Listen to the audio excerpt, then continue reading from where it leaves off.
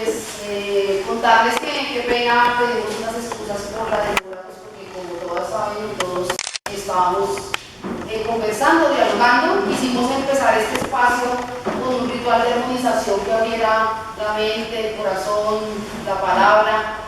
El orden del día de hoy está la compañera Angie Mesa, que nos va a acompañar haciendo una reflexión sobre el género, las orientaciones sexuales, y esto tiene que ver con que estamos aprendiendo, ¿no? Hay muchos y muchos que no entendemos y no reconocemos. Sabemos que hubo un episodio que todas y todos conocen que pasó, que venimos a conversar y a dialogar, ¿no? Ese es el primer punto. Después está el profe Gilbert también haciendo una reflexión sobre el papel de las mujeres en las músicas tradicionales del Caribe, o la música de tradición del Caribe.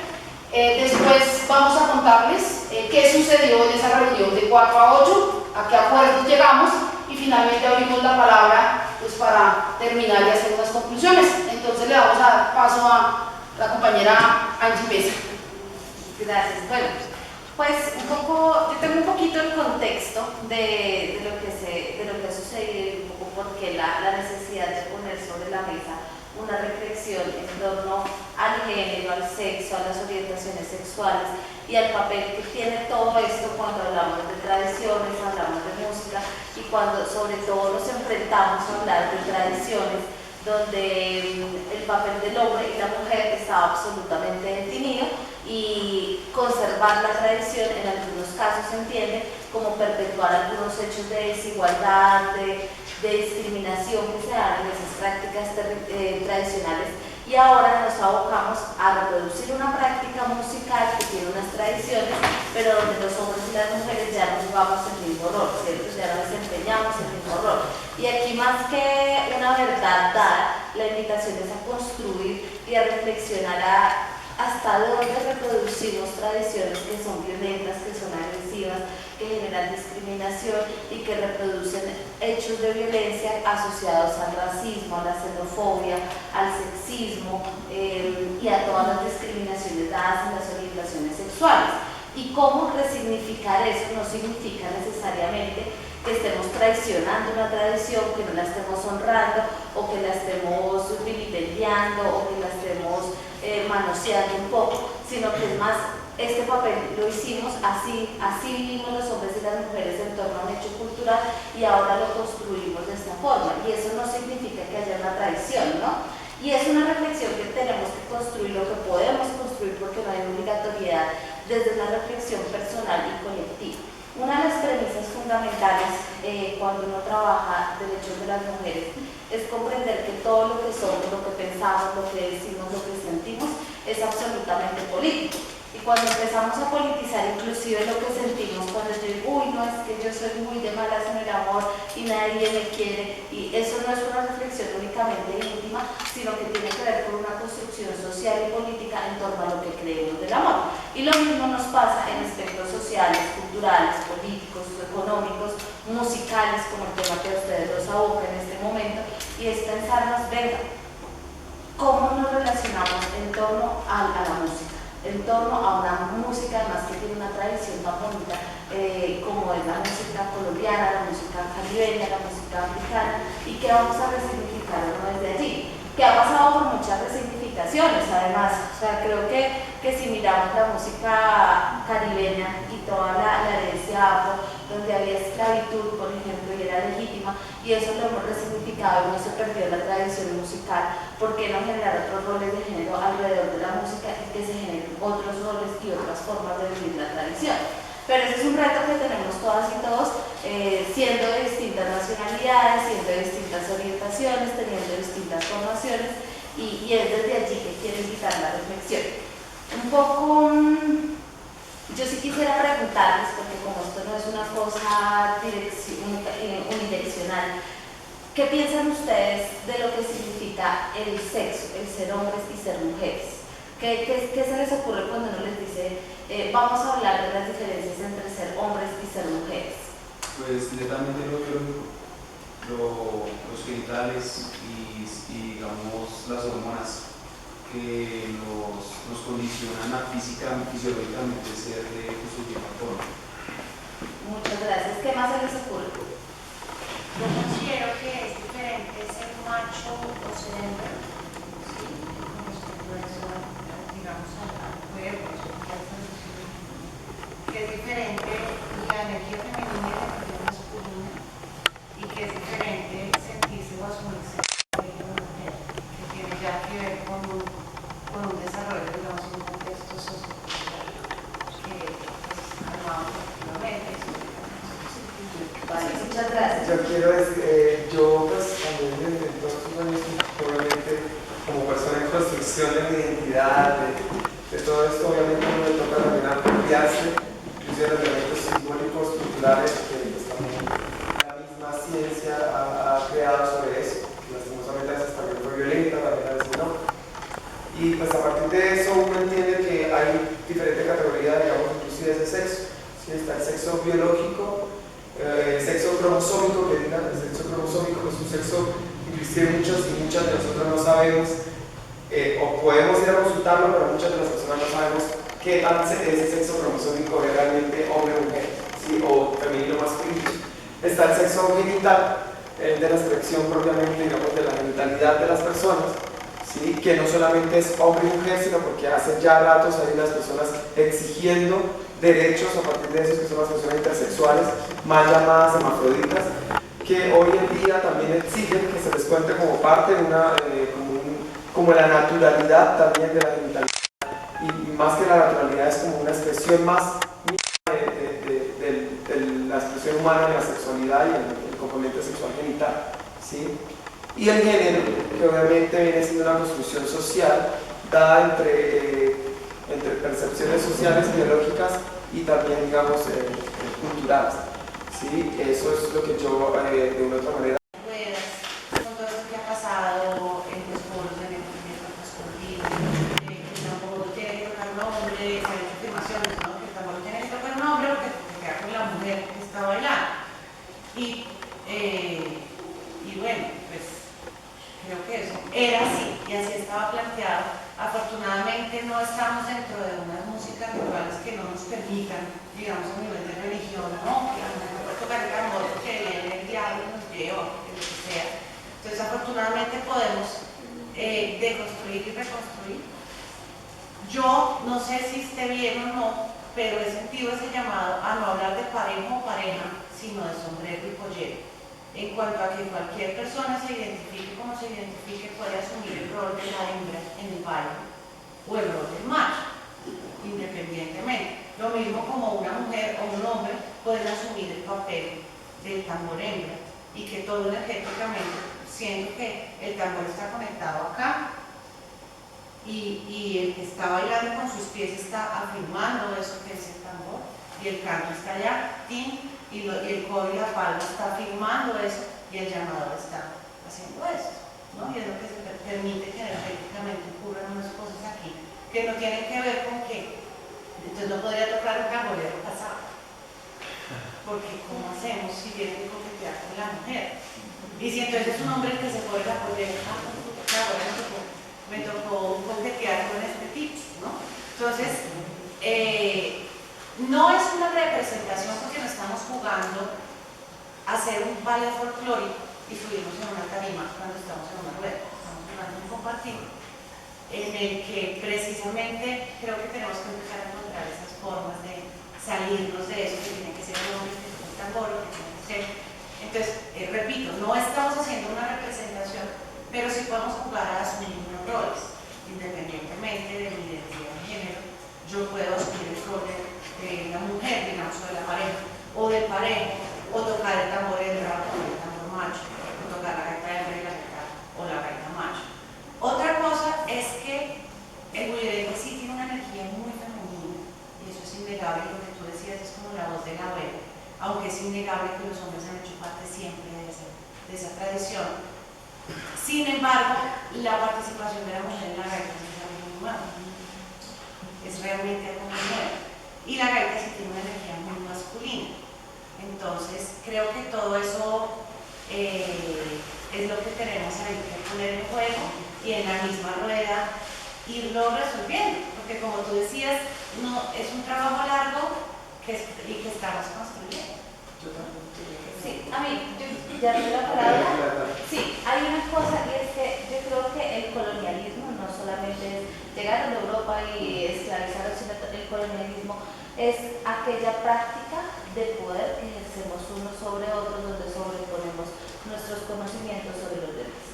Y creo que toda reflexión que hagamos acerca de comunidades a las que no pertenecemos y queramos emular sus prácticas puede derivarse en un ejercicio de colonialismo si no lo hacemos desde un lugar mucho más deconstruido, ¿no? Entonces, decir, y de hecho, cuando uno lee, hay muy poco sobre lo que sucedió, por ejemplo, en Palenque. Becos Biojó fue el libertador, el libertario de la comunidad palenquera y los hijos y las hijas de él, lo poco que lograron reconstruir, no tienen la herencia frente a los hombres y las mujeres tienen este rol o no frente a lo que significa la música, por ejemplo, en Palenque, sino que fueron quienes escribieron esas memorias e interpretaron las memorias, quienes le dieron esta carga cognitiva de lo que se hace como hombres y como mujeres.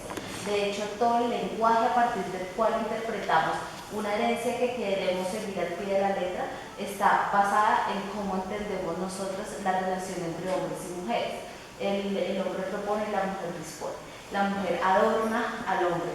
El hombre es el que tiene que seguir y el que sentar. Todas esas son expresiones absolutamente coloniales de interpretaciones que hacemos de una cultura que queremos seguir al pie de la letra. Pero ¿hasta dónde la cultura realmente lo veía así? Si uno lee los apartados específicos de herederas de la tradición palenquera, en ningún momento hay este tipo de interpretaciones. La interpretación es nuestra. Y hasta dónde estamos o no siendo coloniales en un ejercicio de respeto por una tradición. Y yo creo que esa es una conversación que no nos gusta, porque que uno le diga que está colonizando desde un ejercicio de poder blanco mestizo, Bogotá, ciudad, frente a Palenque, no hay servicios públicos, no hay comida, se comemos ñame y no más.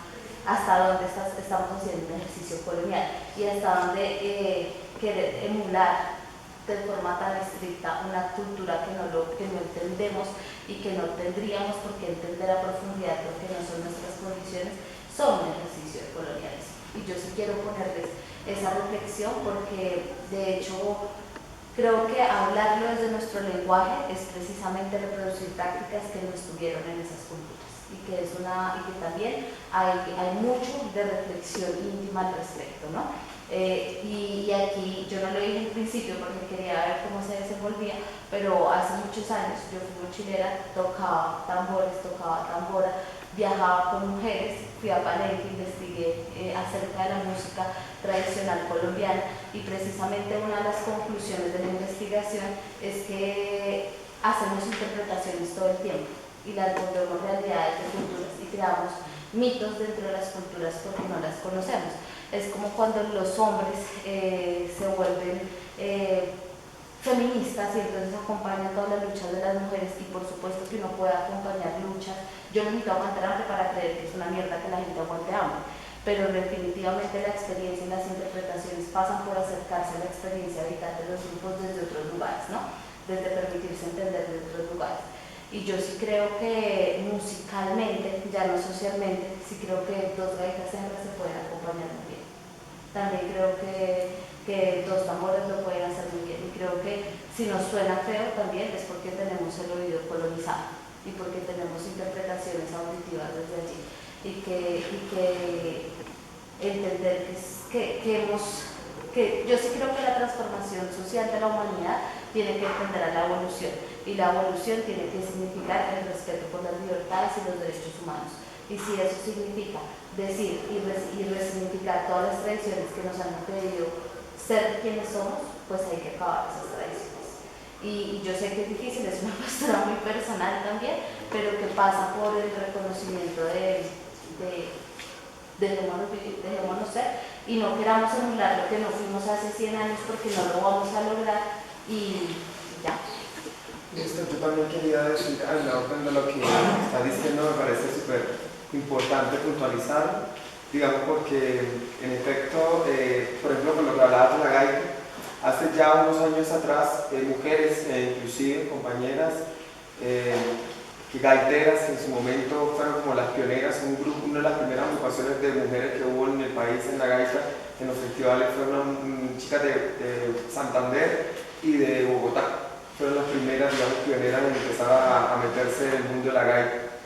De ahí nace una tesis, una chica que se llama Adriana Quintana, que se llama Género, Tradición y Poder.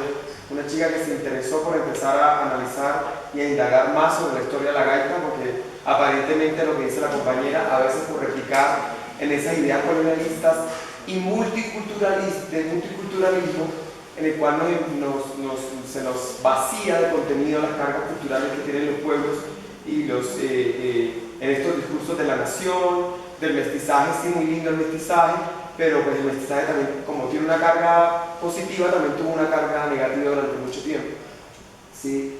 Y en efecto, pues a las músicas de tradición, ella precisamente en esta investigación habla de que la gaita macho y hembra, eso no era conocido, porque ella se va a los pueblos de la Sierra Nevada a hablar con las comunidades, a pesar de que de por sí ya hay como una previa indisposición de muchas comunidades indígenas de no querer hablar sobre sus cosas, porque ya muchos antropólogos han ido a manosear sus costumbres, sus cestas.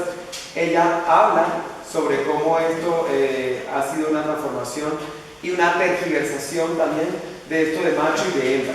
Resulta y pasa que las flautas cabeza de cera están casi también en Centroamérica, por parte de indígenas. Hay gaita, allá lo llaman de otra forma, pero lo que conocemos aquí como gaitas, ¿sí? Las flautas cabeza de cera existen en diferentes partes de Centroamérica y también en partes, llega hasta aquí, hasta Colombia, lo que hoy llamamos Colombia. Y resulta que, por ejemplo, hay una deidad en el Zenú, en el territorio Zenú, que es la Chuana. La Chuana viene siendo una especie de diosa hermafrodita, entre comillas, que tiene una particularidad que por eso inclusive después malinterpretadamente se le llama machembreado o machembría, ¿sí? Como una forma de clasificarlo todo desde el nivel desde el punto de vista colonial. Entonces, ahí es cuando nos damos cuenta de que la cuestión binaria, ¿sí? Esta cuestión de hombre-mujer, no era tan así como nosotros creíamos o como la colonialidad del ser que venimos desarrollando nos ha dicho que es, ¿sí? Eso creó, esa misma colonialidad creó e impuso distintas formas de, tanto como tú lo dices, de aprendizaje de generación en generación, ¿sí? Que se fueron distorsionando también con el tiempo por la misma colonialidad, como también que hoy en día asumamos roles y posiciones que aparentemente damos como dados, ancestrales, esenciales. Y lo digo ¿por qué? Porque resulta y pasa que con esa misma tradición y esa misma ancestralidad, los cuerpos disidentes, más allá del hombre y la mujer, que en efecto cumplen unos roles y si los cumplen bien en su comunidad está bien, pero si por ejemplo una marica, una trans, una lesbiana, o como lo reconozcan en sus comunidades, nunca van a ser parte de esa ancestralidad, a pesar de ser parte de la comunidad, a pesar de nacer dentro de la comunidad. A nosotros nos quitan la raza, la etnia, la cultura, nos la quitan todo, ¿sí? En cualquier espacio donde se dé, ¿sí? Y con esa misma ancestralidad se nos violenta. Entonces es cuando nosotros nos ha tenido que buscar. Yo en un territorio donde aparentemente lo afro no existía, ¿sí? Y nunca encontraba una forma, digamos, de reconocimiento hacia esa cultura. En efecto, más allá de ir a anular la cultura ajena a la mía, entre comillas, a mí me tocó venir a reivindicar un papel histórico, porque yo lo siento como una fuerza en el cual yo siento que precisamente también para hablar de esto tenemos que conocerlo, ¿sí? Y también se han dicho muchas mentiras y muchas verdades puestas como únicas y digamos como únicas y universales, y sobre todo con la música de tradición. Para mí haberme entrado en este espacio fue primero una lucha constante, también una investigación constante, un aprendizaje constante. También sabía que no podía emular una cultura que no era la mía, ¿sí? Que más allá yo también represento un cuerpo presente, ¿sí? Y eso es una cosa que nos han callado y ya digamos en el caso de nosotras y nosotras como comunidades LGBT o como lo llaman ahorita,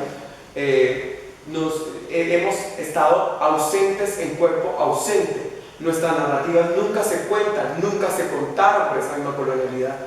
Nunca la contaron. Nosotros no sabemos hace cuánto, 400, 500 o en el mismo proceso de la trata transatlántica de esclavos, cómo realmente eran esas tales rituales. Aparentemente tenemos la visión de cronistas, de visión de gente blanca hablándonos sobre eso, ¿sí? Y no conocemos realmente hasta qué punto, digamos, había relaciones homoeróticos en las músicas, hasta las mismas músicas de Batá o hasta las mismas músicas, las desconocemos por completo y suponemos por el conocimiento que tenemos gracias a esa colonialidad presente. No significa que todo lo tengamos que echar a la basura, tampoco, porque es que estamos presentes en esa colonialidad. Lastimosamente la colonialidad no ha acabado. Son casi 400 años en los que todavía seguimos haciendo estas prácticas. Estamos aquí también pensándonos en eso, ¿sí? Y en efecto, esto que ocurrió en la música de tradición sigue siendo un pensamiento no solo colonial del que viene de afuera, que ese es el que también el que preocupa, ¿sí? Porque en efecto hay una puja de poder, sino un pensamiento esencialista colonial del que también habita el territorio, ¿sí? Y no es un problema de que no se pueda cuestionar eso o que no se pueda dialogar eso. El problema es cómo damos esos diálogos y cómo hacemos posibles esos encuentros para deconstruir esas situaciones, ¿sí? Yo sé que las comunidades negras, palenqueras, porque yo viví en Palenque casi 2 años en Palenque, yo también habité y frecuenté el Paso, no por eso vengo a decir que soy palenquera y que soy, ¿sí? Más allá de eso. Y creo que es necesario, ¿sí? Digamos, cuando uno frecuenta los espacios, empezar a ganar el espacio a partir, digamos, desde la perspectiva de eso. Hay muchas tesis que en efecto han salido a partir de la contrarrespuesta. No, digamos, obviamente también desde un punto de vista academicista, pero también hubo gente que se dedicó, hoy en día hay bastantes, pues no lastimosamente en Colombia no muchos, pero en otros lugares sí, de personas que se han interesado por este tema y han empezado a cuestionarse. Porque la cuestión de las gaitas, por ejemplo, yo siento que por lo que pasó con la Chuana, se desdibujó completamente, por ejemplo, el sentir o la cosmogonía en su momento mucho más amplia que tenía, por ejemplo, la Chuana, ¿sí? La Chuana como un elemento simbólico que representaba inclusive esa unión entre lo femenino y lo masculino, por decirlo así, y que representaba una unión, ¿sí? Lo mismo en las gaitas. En el caso de los arhuacos y las comunidades de la Sierra Nevada, se habla que cuando les fueron a preguntar, ellos decían que eso de gaita hembra, gaita macho, eso no era de ellos. Eso no lo hicieron ellos, eso en ningún momento les dijeron que era gaita macho y gaita hembra. Sí había unos que saben cuál, gaita bunji y gaita siki y bunji, que eran más que todo entendidos desde unas energías propiamente hacia la naturaleza, hacia así como que hay otra connotación completamente distinta que después con el cristianismo, con las prácticas macho, hembra, bueno, ya sabemos con la forma también. Yo también tocaba, pues todavía toco, intento tocar la gaita, la chuana, la gaita corta o la macheteada. Y también como que sentí una conexión con la única gaita que yo me conectaba era por ella, porque sentía que con las otras como que eran muy definidos estos roles y con la chuana pues había una interpretación mucho más libre. Bien, entonces gracias por tu aporte. Yo realmente me tengo que ir, qué pena con ustedes, pero bueno, queda abierta la discusión, de verdad, cuando queramos tener otros espacios, pues también chévere poder tenerlos de investigación, más de también escuchar los otros puntos de vista, porque está buenísimo construir nuevas formas de vernos y descolonizar los dos sentidos. Yo creo que eso es una gran apuesta, descolonizar nuestro sistema auditivo, lo que sentimos, lo que vivimos, es creo que uno de los grandes retos que tenemos en el siglo XXI. Entonces, de verdad, gracias Jenny, a todas, muy chévere el espacio. Nada, quedo pendiente de lo que necesiten. Gracias. Yo les quiero compartir una anécdota que nosotros también partimos, muchas gracias por el espacio. Qué bonito estar en estos espacios donde pues, uno puede decir de todo, ¿no? No historia y qué lindo espacio. Muchas gracias. Entonces, la anécdota es que yo me fui de emprendedor, yo me fui con un emprendimiento ahí que dice para China, ¿no? Tenía un viaje para China, entonces yo me fui y compré un juego de un dije y unos pendientes filigrana, ¿no? Entonces la filigrana, que es el arte de trabajar el oro como lo hacen los sinues y todo. Yo me llevo esto para China y allá lo cojo y tenían esmeraldas y tenían con todo el cuento, ¿no? La esmeralda, la piedra preciosa colombiana y el oro filipino. Yo voy ganado con esta vaina y con mi carrera de voz todavía como ya saben. Entonces llegué allá y claro, obviamente la piedra, y entonces yo usándole el cuento, ¿no? Ahí en inglés al chino me dijeron, ¿usted quiere hacer algo con oro? Le toca ir al comercio. Entonces terminé en un negocio como en San Andresito, estaba en una ciudad súper bonita, Shanghái, que es porteña. Entonces eso es comercio y todo, y uno iba pasando por ahí. Tiene que irse como a San Andrés, como a San Andresito de allá, ¿no? Entonces la gente, había unas muchachas vendedoras y hablaban en todos los idiomas. Las chinas de estas. Entonces yo decía, no, pues yo quiero cambiar estas piezas que son tradicionales, son joyas tradicionales con esmeraldas y todo, yo las quiero cambiar por tecnología. No, pues a nosotros no nos interesa, ¿qué es eso de la esmeralda? Y tradición de los sinuos, de la filigrana, no, pero es que diga que es bonito y no sé qué. Total, no pude hacer negocio ahí. Me recomendaron una persona a través de como era artesanía, entonces una persona que hacía artes. Entonces fui a parar en un museo y yo fui con la filigrana. Mira, es que este es como el arte de la artesanía que hacen los indígenas, y tiene la esmeralda de lo que sea. Y la artesana llega y me saca un jade, un huevo en un jade y dice, mira, este es el arte tradicional chino. Este fue un huevo que le regaló el emperador, fue tallado porque el emperador lo pidió hace 3.000 años y se lo regaló 3.000 años. Y dentro del jade había todo un paisaje lleno de picaflores y todo eso, ¿me entiendes? Y yo como que tratando de hablar de los sinues y la filigrana y las esmeraldas y todo eso, simplemente yo pues venía con ya los años de la escuela esta de las tradiciones de los zapatos de Bella, de los hermanos Salgado y todo eso, ¡pum! De una vez como que, pucha, tradición de 3.000 años, estos manes en jade, haciéndose un paisaje, pero lo más fino del planeta, ¿sí? Y miles de años de tradición que tienen ellos. Y finalmente a lo que vamos es que tenemos la responsabilidad de construir a partir de nuestras tradiciones. La construcción de la hembra y del grupo de gaiteros es una construcción moderna. La gaita en realidad, o sea, de pronto cuando ellos dieron la gaita macho y hembra es el nombre y la gaita es el nombre en español. Esos nombres en realidad no existían. Vamos a saber, por eso es importante las tradiciones de nuestros pueblos indígenas, porque con la desaparición del lenguaje y de la cultura indígena desaparece un pedacito de nuestro ADN que es mestizo. Si nosotros entonces, ellos pueden decir, mira, hay dos elementos, el uno tiene 5 huecos y lleva la melodía, se tocan 4, y el otro va con la maraca asegurando esto, y de acuerdo, y lo que sabemos, lo que ellos mismos dicen según los traductores, es que eso se hizo, ellos trabajan para mantener el equilibrio en el universo.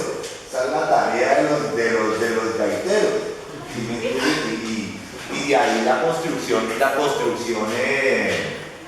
sexo que le den, la construcción que le den nosotros, pero eso no es de allí. Igual, estaba Catalino, un cantante, ¿cierto? Estaba Catalino ahí todo manipulado, y entonces, oye, ¿por qué tú no tocas algo mientras están tocando esos manes la flauta? ¿Por qué no tocas algo? Bueno, venga, le metemos la tambora en un viaje para Europa, y ahí nace la tambora dentro de la música de gaita. Es decir, nuestra construcción, y de lo que estoy hablando no fue hace 100 años. ¿Sí? Mientras que hay unas culturas que tienen tradiciones milenarias, ¿sí me entiendes? Nosotros estamos en construcción de una cultura que no nos hemos podido apreciar, porque la Panáfrica no fue que llegaron aquí las tribus, sino que les tocó pegarse a retacitos y reconstruirse. ¿Sí? O sea, estamos en esa, nuestros indígenas fueron pisoteados, y los más valientes son los más guerreros, y los que cogieron monte para arriba fueron los que se salvaron, pero nosotros no tenemos, y aparte de eso, digamos que también sería un proceso de transculturación nosotros llegar allí a tratar de vivir como ellos. ¿cierto? Curioso, y en Río Revuelto ganancia de pescadores. Entonces a mí me parece tremendo, por ejemplo, que dentro de las tradiciones nosotros, el festival de bullerengue o el festival de la gaita, lo que yo veo en los pueblos y en las fiestas es que lo sacan como la joyita, como cuando yo me llevé mi emprendimiento a China, lo sacan ahí cuando tienen la oportunidad de lucirse el alcalde, pero el grueso de la plata se va para Silvestre Dangond. El grueso de la plata no va para darle dignidad a los artistas, ¿cierto? El grueso de la plata no va para ellos, y a ellos, y el festival sí se patrocina con la industria licorera, que muchas veces lleva a un desgaste de la sociedad, ¿entiendes? Porque uno borracho se siente, entonces, yo toco más que tú no puedes entrar aquí porque tú eres cachaco, porque no sé qué, y yo que, ¿sí me entiendes? Entonces todas estas cosas lo que hacen es desgastar la tradición, no nos dejan a nosotros establecernos como tradición. Ahora nosotros, entonces, ese digamos que es como la colonia, démosle la plata. Y ahí me contaba, una vez me senté con un abogado de San Jacinto que yo quería entrar a esa vaina porque tengo como, y he perdido billetes como lo que sea, no viene al caso, pero entonces él me decía, no, si cuando yo empecé era vallenato, entonces él me decía, si cuando yo empecé a tocar vallenato, a mí la persona decían, nos tenían días tocando y todo eso, y decían, bueno, les voy a dar una platica, y a nosotros nos daba pena cobrar. Ya, pero ¿cómo me va a dar plata si usted nos dio comida? Sí, listo. Entonces, yo sí tengo un llamado claro, y está con lo que estaban hablando aquí, que el tema es el siguiente. Nosotros en Bogotá tenemos servicios, tenemos conectividad. Bogotá es la ciudad de oportunidades para todos. Aquí ustedes ven que aquí uno se puede ir a por abastos y levantarse un mercado, puede ayudar lo que sea. Siempre hay oportunidades para nosotros, cosas que no están en el pueblo, ¿cierto? Nuestras tradiciones han sido golpeadas y atropelladas por hegemonías, por construcciones sociales hegemónicas como el vallenato, ¿entiendes? Ellos suenan, ellos tienen la payola, ellos tienen todo esto. Si nosotros vamos a seguir desgastando nuestras tradiciones en discusiones con que tú eres cachaco, tú eres negro, tú eres gaitero, tú eres bullerenguero, tú eres LGBT, tú eres el más macho, tú eres el no sé qué, nosotros ¿qué vamos a construir? Y estamos en un momento donde la humanidad nos está reclamando responsabilidad de nosotros construir nuestra cultura. Y nuestra cultura es un mosaico divino, la diversidad es la manifestación de la vida. Sí, nosotros tenemos esa responsabilidad de construir como lo hizo Totó. Sí, el manager de Totó es un británico y entonces dijo, oye, ¿por qué no tocas con cubano? Entonces le metió a la marícula, le metió lo del son cubano, ¿sí me entiendes? O como lo proponían los maestros Zapato Olivella. Hay un libro de Zapato Olivella que se llama El hombre colombiano, donde el man analiza cuál es el porcentaje indígena que tiene cada región del país, el porcentaje de mestizaje que tiene. Nosotros tenemos eso y lo tenemos aquí en Bogotá y ya tenemos el modelo de cómo se construyó la cultura vallenata y sabemos a dónde están y dónde van y lo que ellos ganan, y ahora ganan Grammy y todo, y a Petrona la sacan allá a bailar. Tome Petrona, después de 82 años, hace 5 años fueron los gaiteros y así. Nosotros tenemos que fortalecer eso. Antes que desgastarnos nosotros en estas peleas, nosotros deberíamos de procurar hacer nuestros propios proyectos de tradición, y todo esto es lo que es un aporte, ¿cierto? Yo lo estaba pensando de esa forma. No nos desgastemos en eso, sino veamos. Ahora, otra cosa, la rueda no es para pegarlo, las ruedas, o sea, pueden ser, pero si hay un niño que está aprendiendo, como el niño del que yo les conté de Locóngolo, porque antes eran sociedades herméticas. Esa cultura batá que yo estaba hablando es hermetismo, que se transmite a través de la familia, como cuando a mí me cogía las manos batata y me enseñaba a tocar tambor. Eso era porque relativamente hermético, pues, ¿cierto? Entonces, nosotros eso, si el niño está ahí, antes eran herméticos, ahora somos abiertos. Pero no por eso, ¿sí me entienden? No por eso nosotros tenemos que respetar los derechos de cada individuo, sea quien sea. Principalmente el niño debe de ser la joya de la corona, el niño o la niña, porque él es el portador de la nueva tradición y él es el que a él es al que tenemos que abonarle el terreno para que coseche gaitas, bullerengues, marimbas, rapeo y lo coseche en paz. Entonces no nos desgastemos nosotros en estas discusiones. Sí, hay un montón de manifestaciones de comunidades diversas sexuales y al lugar con eso. O sea, yo veo estos manes de el que está cantando el bullerenguero, el de Mata de Azar de la India, ese pelado se ha ganado su lugar. Tremendo. Mario se ha ganado su lugar. ¿Quién se ha ganado su lugar en el tambor? Así, y hay manes, hay producciones brasileñas, hay producciones Prince.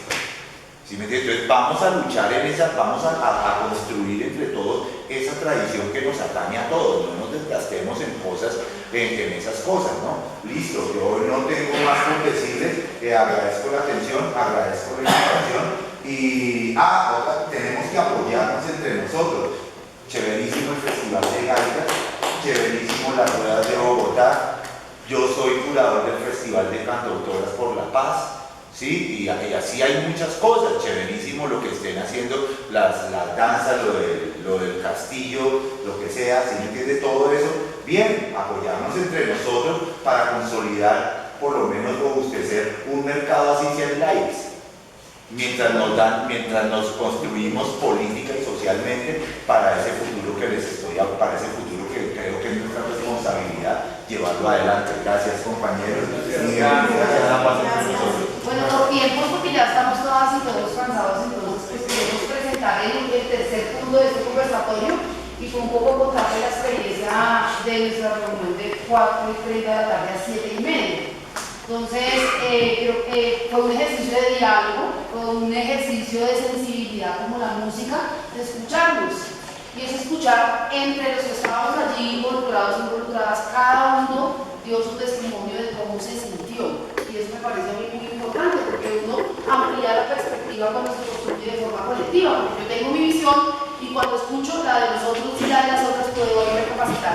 Hubo un reconocimiento de errores de parte y parte y unas disculpas también públicas, o sea, unas disculpas entre aquí y allá, que me parece un ejercicio, yo creo que descansamos, o sea, teníamos el corazón todo descansado como tensas y demás, y llegamos a unos acuerdos que a mí me gustaría que Laura, que está aquí, nos ayudara a concluir cómo fueron esos acuerdos. Yo considero que esta situación tenía que pasarnos a unas personas en específico, porque si le pasa a cualquier otra no va a llegar a una situación tan positiva como la que vamos a plantearles. Lo que queremos de ahora en adelante, por supuesto, como lo dice el maestro, es apoyarnos en todos nuestros emprendimientos, colaborarnos, hermanarnos y olvidarnos, por supuesto, de lo que pasó el domingo. Aclaramos que la situación estaba en un contexto fuera del encuentro, aclaramos que hubo situaciones previas también que hicieron que todo el mundo estuviera con los ánimos así a tope.